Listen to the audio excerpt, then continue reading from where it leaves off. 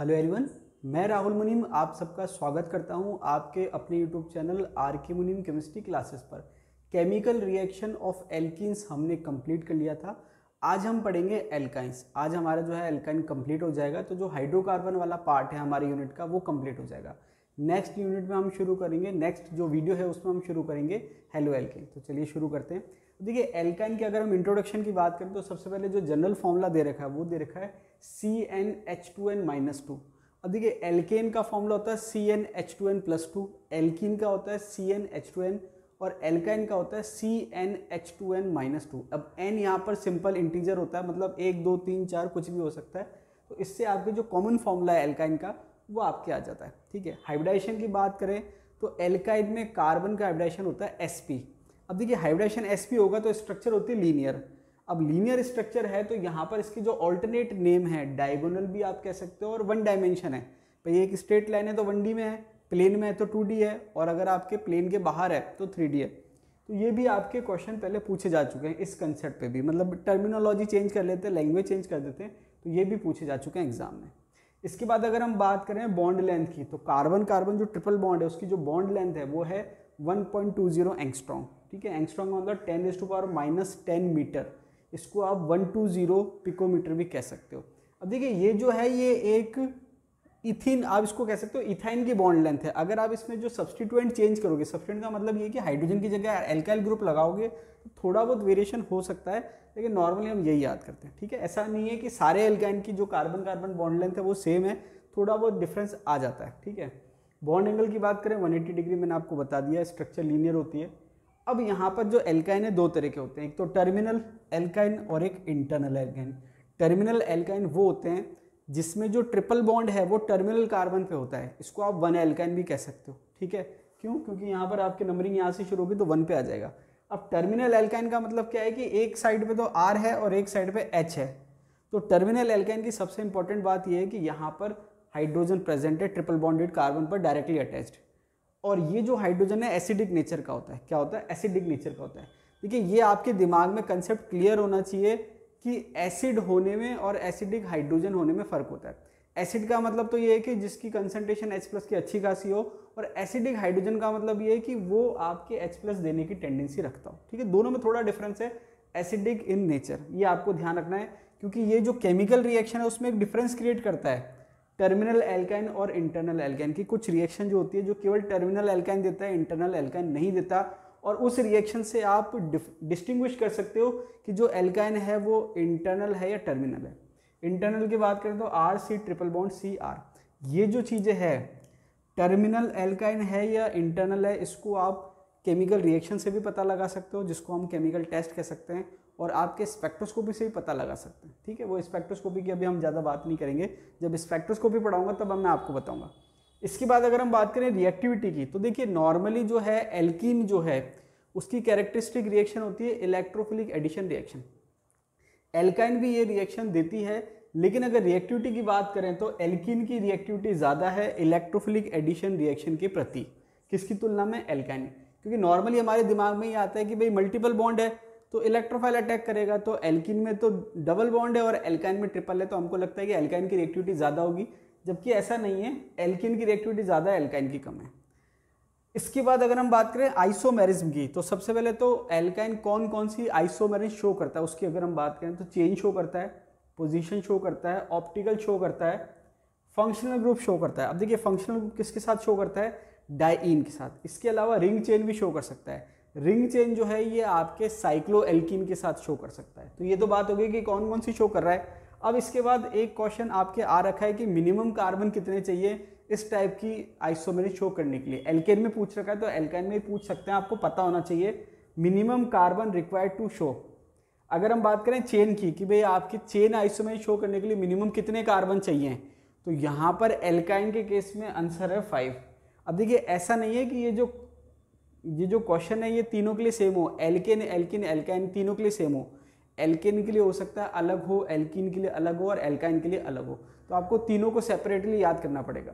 तो अगर हम बात करें एल्काइन की तो एल्काइन को अगर चेन आइसोमेरिज शो करनी है तो मिनिमम कितने कार्बन चाहिए? 5, ये आपको ध्यान रखना है। ठीक है, पोजीशन की बात करें, अब देखिए यहाँ पर पोजीशन के लिए जो है सब्सटीट्यूएंट होने की जरूरत नहीं है, जो ट्रिपल बॉन्ड है वो अपने आप में क्या है पोजीशन चेंज करके पोजीशन आइसोमेर शो कर सकता है। तो यहाँ पर ये 4 हो जाएगा, जैसे आप कह सकते हो 1 ब्यूटाइन और 2 ब्यूटाइन, ठीक है। ऑप्टिकल की बात करें तो 6 कार्बन चाहिए इसको ऑप्टिकल आइसोमेर शो करने के लिए। तो ये बेसिक सी चीज़ें आपको ध्यान रखनी है, क्यों? क्योंकि जब एग्जाम में क्वेश्चन आएगा अगर आप वहाँ सॉल्व करने बैठोगे तो वहाँ गलती होने के चांस ज़्यादा होते हैं, इसलिए बेहतर ये है कि आप पहले से याद करके जाएं, ठीक है। अब ऐसा भी नहीं कि आपको रटना है, आप खुद इसको चेक करिए कि भाई ये जो 5 दे रखा है ये सही दे रखा है या गलत दे रखा है। अगर गलत दे रखा है तो सही आंसर क्या होना चाहिए, ये आपको खुद को चेक करना है, तभी आपकी प्रैक्टिस होगी। अगर आप डायरेक्ट रटने बैठ जाएंगे तो फिर सही नहीं है वो, ठीक है। अब ये तो बात हो गई इंट्रोडक्शन की। आगे दे रखा है method of preparation. Method of preparation आप देखेंगे कि लगभग जो हमने एल्कीन के केस में पढ़े थे वही है, बस उसका जो है 2 बार रिएक्शन हो जाएगी। तो देखिए सबसे पहले अगर हम बात करें डिहाइड्रोहेलोजिनेशन ऑफ डाइहैलाइड्स, नॉर्मली हमने एल्कीन की प्रिपरेशन पढ़ी थी, डिहाइड्रोहेलोजिनेशन सिंपल एल्किल हैलाइड का, यहाँ पर डाइहैलाइड हो गया। तो कहने का मतलब है डिहाइड्रोहेलोजिनेशन में एक हाइड्रोजन निकलता है और एक हैलोजन निकलता है, तो एल्कीन बनाना है तो एक बार होगा प्रोसेस, लेकिन अगर एल्काइन बनाना तो यही रिएक्शन 2 बार हो जाएगी। तो यहाँ पर आपके दे रखा है फ्रॉम जैम डाइहैलाइड। तो 2 तरह के आपके डाइहैलाइड है, एक जैम डाइहैलाइड है और एक विसिनल डाइहैलाइड है, जिसको हम जैमिनल को शॉर्ट में जैम डाइहैलाइड कहते हैं और विसिनल को शॉर्ट में विस डाइहैलाइड कहते हैं। ये भी आरपीएससी पूछ लेते हैं कि भाई जैम डाइहैलाइड किसको कहते हैं, विसिनल डाइहैलाइड किसको कहते हैं। तो जैम का मतलब क्या है कि दोनों जो है हैलोजन एक ही पे हैं, ठीक है। जैम का मतलब दोनों एक ही पे, तो यहाँ पर आप देखेंगे X2 CX2 दे रखा है, और विसिनल का मतलब पास, एक इस पे है और एक इस पे, ये आपको ध्यान रखना है। अब देखिए फ्रॉम जैम डाइहैलाइड की बात करें तो RCH2 CX2R एल्कोहलिक QH, और या फिर आप ले सकते हैं NaNH2। तो ये आपकी रिएक्शन एक ही स्टेप में हो जाएगी, एक साथ हो जाएगी। तो ये आपके हो गया RC ट्रिपल बॉन्ड CR। इसके बाद अगर हम बात करें विसिनल डाइहैलाइड की, तो पहले आपके फर्स्ट स्टेप में एल्कोहलिक QH दे रखा है, तो एल्कोहलिक QH देंगे तो आपके HX निकल जाएगा, तो एक डबल बॉन्ड आ गया। फिर आपको दोबारा HX निकालना है तो आपको सोडामाइड लेना पड़ेगा। सोडामाइड तो कंपेरेटिवली क्या है, स्ट्रॉन्ग बेस है, ठीक है। तो ये आपके ट्रिपल बॉन्ड आ जाएगा। तो कहने का मतलब है दोनों लगभग एक जैसे हैं, ऊपर वाले में थोड़ी रिएक्टिविटी आप कह सकते हो ज़्यादा है, जो दोनों में से कोई भी लोगे तो प्रोडक्ट बन जाएगा, लेकिन नीचे वाले में क्या है कि आपको सोडामाइड लेना पड़ेगा जब आपको सेकंड स्टेप फॉलो करना है, ठीक है। तो ये आपके क्या बन जाएगा, एल्काइन। तो ये था आपके डिहाइड्रोहेलोजिनेशन। दूसरा जो मेथड दे रखा है प्रिपरेशन का वो है डिहाइड्रोहेलोजिनेशन। डिहाइड्रोहेलोजिनेशन, और ये है, ये आपके डिहाइड्रो नहीं होगा, डीहेलोजिनेशन होगा, ठीक है। डिहाइड्रो नहीं होगा। देखिए डिहाइड्रोहेलोजिनेशन तो यहाँ हो गया, हाइड्रोजन भी निकल गया और हेलोजन भी निकल गया, यहाँ पर केवल हेलोजन निकल रहा है, तो ये हो जाएगा डीहेलोजिनेशन। तो ये हो जाएगा डीहेलोजिनेशन ऑफ टेट्रा हेलो एल्केन्स। तो डीहेलोजिनेशन का मतलब केवल हेलोजन निकल रहे हैं, हाइड्रोजन नहीं निकल रहा। तो डीहेलोजिनेशन, अब देखिए अगर 2 हेलोजन निकलेंगे तो एक डबल बॉन्ड आएगा, अगर आप चाह रहे हो 2 आपके पाई बॉन्ड आ जाए तो आपको 4 हेलोजन निकालने पड़ेंगे। तो यहाँ पर आपके दे रखा है RCBr2 CBr2R, मतलब 2 एडजेसेंट कार्बन पर 2 हेलोजन दे रखे हैं। यहाँ पर आपके रिएजेंट है जिंक। अब देखिए ये इस टाइप से भी आरपीएससी पूछती है कि वो रिएक्शन दे देगी और रिएजेंट पूछेगी कि इस रिएक्शन को करवाने के लिए कौन सा रिएजेंट चाहिए। जैसे मान लीजिए कि ये आपके एल्कोहलिक QH है, तो ये भी अपने आप में बहुत इंपॉर्टेंट है। एल्कोहलिक QH एलिमिनेशन करता है और एक्वस QH सब्सटीट्यूशन करता है, तो ये भी आपको पता होना चाहिए। तो कई बार क्या होता है वो रिएक्टेंट और प्रोडक्ट से ना पूछकर वो रिएक्टेंट प्रोडक्ट खुद दे देगा, वो आपसे रिएजेंट पूछ लेगा। तो आपको क्लियर होना चाहिए, बिल्कुल बेसिक सी रिएक्शन है, लेकिन कई बार घुमा फिरा के वो क्वेश्चन पूछ लेता है।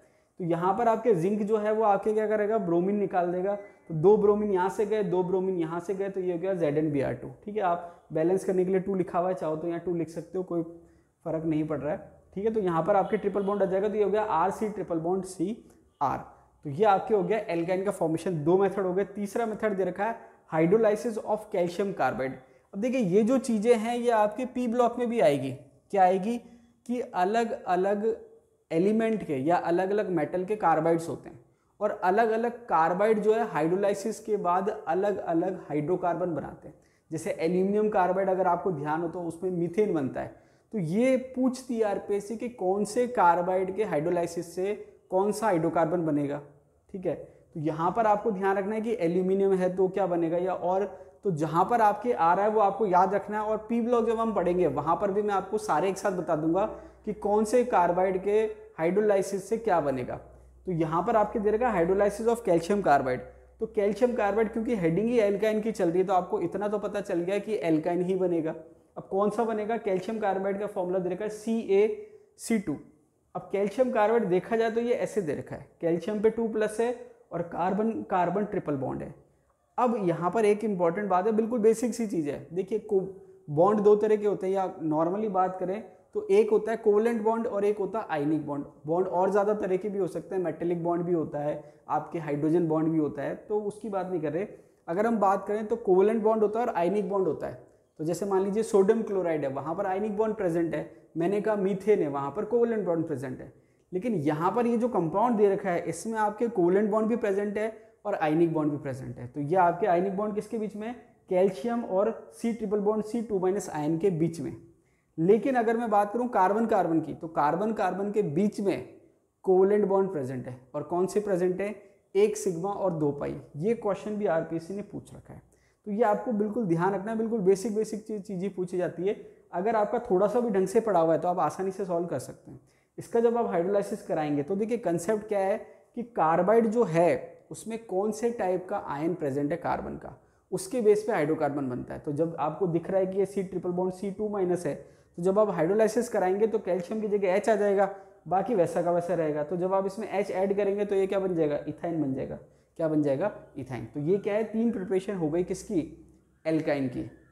नेक्स्ट मेथड दे रखा है बर्थेलॉट रिएक्शन। अब देखिए बर्थेलॉट जो रिएक्शन है वो एलिमेंट्री रिएक्शन है। एलिमेंट्री रिएक्शन का मतलब यहाँ पर आप इसको ऐसे समझ सकते हो कि एलिमेंट्री रिएक्शन का मतलब जो आप रिएक्टेंट ले रहे हो वो एलिमेंटल फॉर्म में है, मतलब कार्बन और हाइड्रोजन एलिमेंटल फॉर्म में है और इलेक्ट्रिक आर्क में रिएक्शन हो रही है और टेम्परेचर बहुत ज़्यादा है 3000 केल्विन, और यहाँ पर क्या बन रहा है, इथाइन। क्या बन रहा है, इथाइन। तो बिल्कुल बेसिक सी रिएक्शंस हैं। डायरेक्ट क्वेश्चन आ जाता है, बहुत ज़्यादा डिटेल में या टिपिकल क्वेश्चन नहीं बन सकता, सीधा सीधा आपको पूछेगा वो। बर्थेलॉट रिएक्शन मतलब या तो रिएक्टेंट से प्रोडक्ट पूछ लेगा, प्रोडक्ट से रिएक्टेंट पूछ लेगा, कंडीशन पूछ लेगा। तो आपको अगर पढ़ा हुआ है तो आप आसानी से सॉल्व कर सकते हैं, बहुत टिपिकल क्वेश्चन नहीं आता। ठीक है, नेक्स्ट की अगर हम बात करें, नेक्स्ट मेथड जो है प्रिपरेशन का 5th मेथड दे रखा है, last method, reaction of iodoform and silver. अब देखिए आइडोफॉर्म आपको पता होगा कि CHI3 को कहते हैं, सिल्वर के साथ रिएक्शन करा रहे हैं आइडोफॉर्म की। देखिए आइडोफॉर्म अभी जब हम हेलोजन वाला चैप्टर पढ़ेंगे वहाँ भी आएगा, हेलो एल्केन वाला चैप्टर पढ़ेंगे वहाँ भी आएगा। तो आप आइडोफॉर्म की रिएक्शन करा रहे हो सिल्वर के साथ, तो हो क्या रहा है कि आयोडीन तो चला गया सिल्वर के साथ और फाइनली बना क्या, इथाइन। फाइनली क्या बन गया, इथाइन। क्लियर है।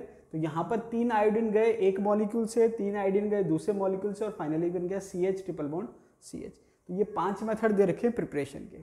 अब इसके बाद अगर हम केमिकल रिएक्शंस की बात करें तो केमिकल रिएक्शन क्या दे रखी है, addition of hydrogen halides. First reaction दे रखी है एडिशन ऑफ हाइड्रोजन हैलाइड्स। अब हाइड्रोजन हैलाइड की अगर हम रिएक्शन की बात करें तो देखिए अगर हम एल्कीन में हाइड्रोजन हैलाइड का एडिशन की बात करें तो वहाँ मार्कोनिक एडिशन हो रहा था। कौन सा एडिशन हो रहा था, मार्कोनिक एडिशन। तो यहाँ पर भी मार्कोनिक एडिशन फॉलो हो रहा है। जैसे मान लीजिए कि मैं HX को इसमें ऐड करूँ तो सबसे सिंपल सी बात यह है कि ये इलेक्ट्रॉन दे रहा है, तो जब ये इलेक्ट्रॉन देगा तो ये यहाँ से यहाँ चले जाएगा। इसका मतलब क्या हुआ कि इस कार्बन पे नेगेटिव चार्ज आ गया और इस पे पॉजिटिव चार्ज आ गया, तो नेगेटिव वाले पे H जुड़ जाएगा, कार्बोकेटायन बन गया, और पॉजिटिव वाले पे X जुड़ जाएगा। तो एक बार तो ये हो गया। अब इसके बाद जो है वो मार्कोनिक रूल फॉलो नहीं हो रहा। यहाँ पर अब क्या होगा कि अब इसको आप 2 तरीके से सॉल्व कर सकते हैं। अगर आप देखेंगे कि भाई ये मैं लोड पे शो नहीं करता तो आपको लगता है X क्या कर रहा है, इलेक्ट्रॉन विड्रॉइंग ग्रुप है, -I से इलेक्ट्रॉन ले रहा है, तो आपको लगेगा कि ये डबल बॉन्ड यहाँ से यहाँ आ जाएगा, तो इस पे नेगेटिव, इस पे पॉजिटिव, नेगेटिव पे क्या जुड़ जाएगा H, पॉजिटिव पे जुड़ जाएगा X। अब ये इंडक्टिव इफेक्ट से सॉल्व ना होके किससे सॉल्व हो रहा है, रेजोनेंस से। तो X जो है अपना लोन पेयर यहाँ देगा और ये यहाँ से यहाँ, तो ये आपको ध्यान रखना है। हालांकि बहुत ज़्यादा क्वेश्चन नहीं पूछे गए, लेकिन एक आध बार क्वेश्चन पूछ रखा है इस पर कि भाई आपके अगर इस पर एडिशन होगा तो किस हिसाब से होगा और कौन से नियम के हिसाब से होगा या कौन सा इफेक्ट फॉलो होगा। तो ये आपके लोन पेयर यहाँ से यहाँ और ये यहाँ से यहाँ, कार्बन पे नेगेटिव तो H जाएगा नेगेटिव पे और इस पर पॉजिटिव आएगा तो ये X यहाँ पर, फाइनली दोनों X क्या जुड़ गए, एक ही कार्बन पर। ये आपको ध्यान रखना ये वाला स्टेप, ठीक है। चलिए नेक्स्ट दे रहेगा हाइड्रेशन। अब देखिए हाइड्रेशन जो है यहाँ पर इंपॉर्टेंट हो जाता है। एल्कीन का हाइड्रेशन जितना नहीं पूछा जाता उससे ज़्यादा एल्काइन का हाइड्रेशन पूछा जाता है। अब इसका रीज़न क्या है, एल्कीन का आप हाइड्रेशन करते हैं तो अल्कोहल बनता है। हाइड्रेशन के 3 मेथड मैंने आपको लास्ट वीडियो में बताए थे। डायरेक्ट हाइड्रेशन मतलब एसिड कैटलाइज हाइड्रेशन, दूसरा हाइड्रोवेशन ऑक्सीडेशन और तीसरा आपके था ऑक्सीमर्क्यूरेशन, डीमर्क्यूरेशन। तीनों में डिफरेंस ये था कि फर्स्ट वाले में ट्रू कार्बोकेटायन बनता है, बाकी दो में ट्रू कार्बोकेटायन नहीं बनता, ठीक है। हाइड्रोबोरेशन ऑक्सीडेशन वो होता है, वहाँ कंसर्टेड मैकेनिज्म होता है, सिन एडिशन होता है, और ऑक्सीमर्क्यूरेशन डीमर्क्यूरेशन में एंटी एडिशन होता है। चलिए वो सब बात हमने कर ली, पहले पढ़ लिया। अब यहाँ पर जो हाइड्रेशन होता है तो उसमें डिफरेंस क्या है कि एल्किन में एक पाई बॉन्ड है, एक पाई बॉन्ड ब्रेक होगा, एक साइड H और एक साइड OH। एल्काइन में दो पाई बॉन्ड हैं और एक पाई बॉन्ड ब्रेक करोगे तो एक H और एक OH तो जोड़ दोगे, लेकिन एक पाई बॉन्ड बच जाएगा, मतलब डबल बॉन्ड रह जाएगा ट्रिपल की जगह।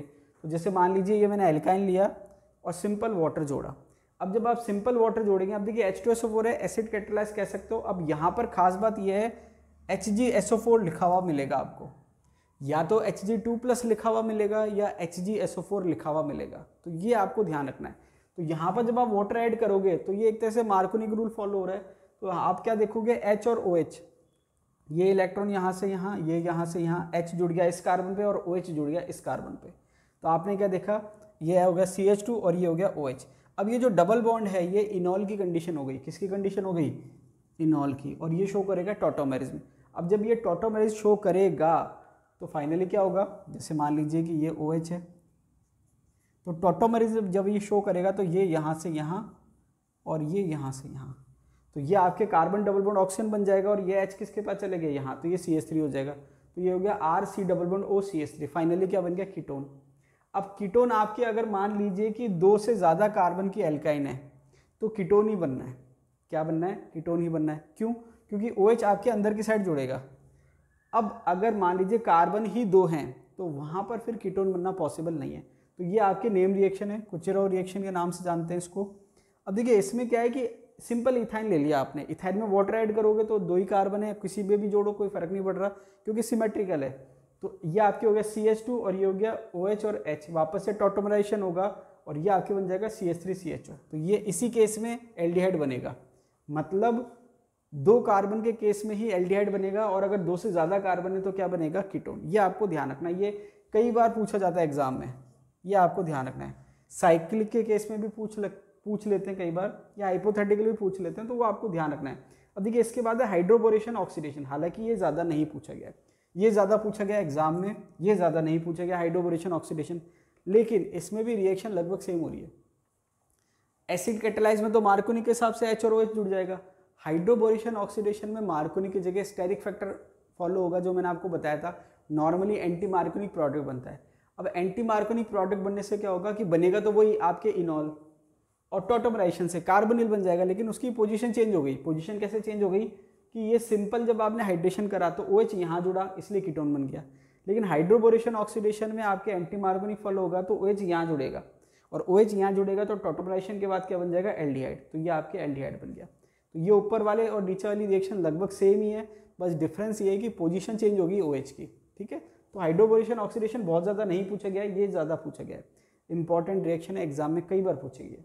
नेक्स्ट आपके है, अब देखिए ये जो 2 रिएक्शन है, ये जो मैंने आपको बताया था कि 2 तरह के एल्काइन है, एक टर्मिनल और एक इंटरनल। तो टर्मिनल एल्काइन को कैसे पहचानते हैं कि आपके टर्मिनल एल्काइन में एसिडिक हाइड्रोजन प्रेजेंट है और एसिडिक हाइड्रोजन की रिएक्शन है ये। तो यहाँ पर आप क्या कर रहे हो, एसिडिक हाइड्रोजन की रिएक्शन करा रहे हो मेटल आयन से। तो मेटल आयन क्या कर रहा है, H+ को रिप्लेस कर रहा है, H+ को क्या कर रहा है, रिप्लेस कर रहा है। और क्योंकि रिएक्शन कंप्लीट होने के बाद कोई आपको हिंट मिल रहा है कि रिएक्शन कंप्लीट हो गई, तो इसको आप एज ए टेस्ट भी काम में ले सकते हो, मतलब आप पहचानने के लिए काम में ले सकते हो कि जो एल्काइन है वो टर्मिनल है या इंटरनल है। तो ये आपने दोनों केस में ले लिया टर्मिनल एल्काइन। तो टर्मिनल एल्काइन में क्या प्रेजेंट है, एसिडिक हाइड्रोजन प्रेजेंट है। पहले में आपने ले लिया सिल्वर आयन, सिल्वर आयन के लिए आपने रिएजेंट क्या ले लिया, AgNO3 + NH4OH। दूसरी रिएक्शन में आपने ले लिया क्यूप्रस आयन, क्यूप्रस आयन के लिए रिएजेंट क्या है, क्यूप्रस क्लोराइड और NH4OH। अब यहाँ पर क्या है कि ये जो मेटल आयन है ये रिप्लेस कर देगा H को, तो आप देखेंगे RC triple bond C- Ag+, RC triple bond C- और Cu+। अब ये जो दोनों हैं ये PPT के फॉर्म में बनेंगे, ऊपर वाले का कलर है वाइट और नीचे वाले का कलर है रेड। ये आपके एग्जाम में क्वेश्चन पूछा जा चुका है, ठीक है, ये RPSC ने पूछ रखा है। इसके बाद अगर हम बात करें ओजोनोलाइसिस की, तो ये भी इंपॉर्टेंट है। देखिए होता क्या है, एल्कीन का ओजोनोलाइसिस कई बार रिपीट होता है, तो वो तो हमें याद हो गया कि भाई डबल बॉन्ड ब्रेक करो और दोनों में डबल बॉन्ड ऑक्सीजन जोड़ दो तो कार्बोनिल बन जाएगा। अब वो डिपेंड करेगा कि ग्रुप कौन से जुड़े हुए हैं, उसके हिसाब से एल्डिहाइड या कीटोन बन जाएगा, और कौन सा बनेगा ये हम आसानी से पहचान सकते हैं। लेकिन एल्काइन का ओजोनोलाइसिस से क्या बनेगा, ये नॉर्मली क्योंकि इतना फ्रिक्वेंटली नहीं पूछा जाता तो हमें याद नहीं रहता, लेकिन ये भी एग्जाम में पूछ रखा है। अब आपको ध्यान क्या रखना है कि क्या बन रहा है, एसिड बन रहा है। क्या बन रहा है, एसिड। तरीका वही है। तरीका क्या है कि ये आप ट्रिपल बॉन्ड को यहाँ से ब्रेक करो, ठीक है, ट्रिपल बॉन्ड को ब्रेक करो, वहाँ पर कार्बोनिल बनाना था, यहाँ पर एसिड बनाना है, तो ये हो जाएगा RCOOH, ये हो जाएगा R-COOH, तो ये हो गया RCOH और ये हो गया R-COOH। तो आपको ध्यान ये रखना है कि आपको एसिड बनाना है। क्या बनाना है, एसिड। तो तरीका वही है, ट्रिपल बॉन्ड को बीच में से ब्रेक कर दो। इसके बाद लास्ट दे रखा है साइक्लिक, ये भी एग्जाम में आ चुकी रिएक्शन, ध्यान रखना। लास्ट है साइक्लिक पॉलीमराइजेशन, ये भी रिएक्शन एग्जाम में पूछी जा चुकी है। साइक्लिक पॉलीमराइजेशन में कुछ नहीं है, इथाइन आपने लिए 3 मॉलिक्यूल 600 डिग्री सेंटीग्रेड पर हीट करा, क्या बन गया, बेंजीन।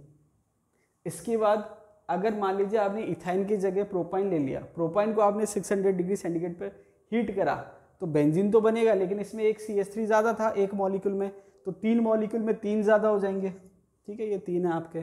तो यहाँ पर दो कार्बन एक मॉलिक्यूल में थे, तो 3 दूनी 6 कार्बन हो गए टोटल, 3 2 6, तो ये बेंजीन बन गया। क्योंकि बेंजीन का फॉर्मूला क्या है, C6H6।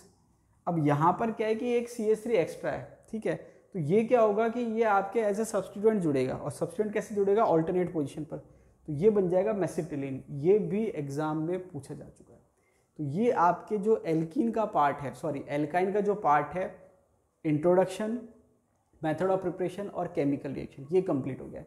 तो जो हाइड्रोकार्बन वाला पार्ट है हमारा, एल्केन, एल्किन और एल्काइन, वो हमारा कंप्लीट हो गया है। नेक्स्ट वीडियो में हम स्टार्ट करेंगे हेलो एल्केन्स। तो अभी के लिए इतना ही, मिलते हैं अगले वीडियो में, तब तक के लिए धन्यवाद।